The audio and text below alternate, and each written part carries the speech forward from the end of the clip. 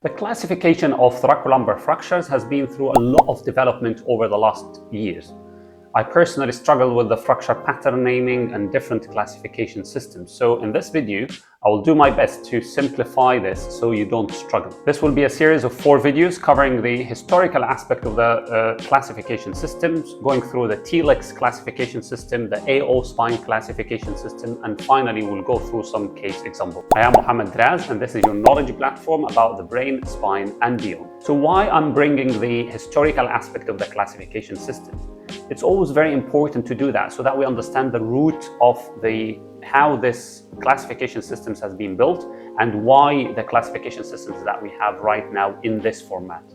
And it's always useful to go back to the first principle. Definitely, you don't have to memorize all of those classification systems. Only the TLICS and the AO classification are the important ones, and those are the most commonly used nowadays. Some centers are using the AO and some centers rely a lot on the TLICS classification. The first work that was done about the thoracolumbar fracture classification was done by Dollar in 1929. He basically started by describing the patterns of fractures based on the X-rays on injuries during the World War I. He classified the fractures into 5 categories based on the mechanism of injury and the fracture morphology. Then in 1938, Weiss and Jones described 3 types of fracture as either being a simple wedge fracture, comminuted fracture, or a fracture dislocation. 10 years after that, Nicole in 1949 further classified the fractures into either an anterior wedge, a lateral wedge, isolated neural arch, and also characterized the 2 groups either being stable or unstable.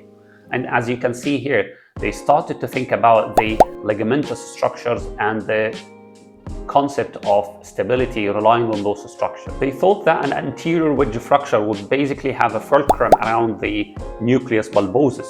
So this type of fracture can might lead to instability or injury to the posterior ligamentous structures like the supraspinous ligament, and this can be seen on imaging by seeing the separation of the spinous process. Then came the era of talking about the column theory. This started in 1963 by Holdsworth.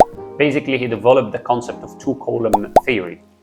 He also defined the burst fracture, which was mainly as a vertebral body fracture, compression fracture that disrupted the posterior wall of the vertebral body. With the development of the CT in 1983, Dennis came with the proposal of the 3-column theory of spinal stability. And as you can see in this picture, there are different theories about the columns in the spinal stability. Started with Holdsworth, as I said, which showed that just 2 columns.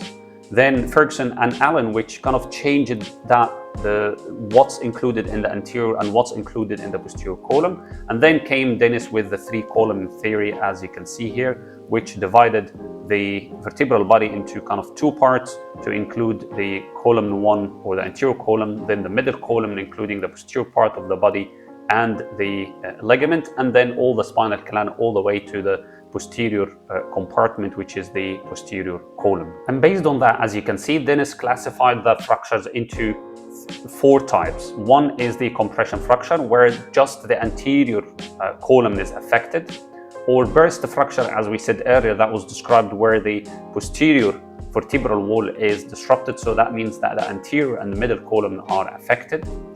And then he described the flexion distraction injury, which leads to injury to the posterior column, so that all the 3 columns will be affected. Or it can be a fracture dislocation where you have everything is disrupted with some degree of rotation that leads to severe injury to the spine. In 1994, Magrel et al. Divided the fractures into 3 types based on major external forces applied into the spine. So either there is a compression fracture, distraction fracture, or rotation, which is pretty much similar to Dennis. And they reported the AO classification, which is the old one, and they used kind of 333 principle that they divided the thoracolumbar injury into a total of 53 fracture groups. And as you can see here in this image, it's so complicated. Each type is divided into 3 types, and each type of those is divided further into 3 more types. So that has been criticized easily because of the difficulty of using that system. So to address that criticism for this classification, in 2005, they simplified this into the TLICS score, which is currently used. And in 2013, they came up with the AO classification system. Now, as you can see, that was the thought process behind all of those classification systems, basically relying a lot on the mechanism of injury and the morphology of the fracture. In the next videos, we will talk about the TLICS classification system, and then we will talk about the AO spine classification system. Stay tuned for the next video.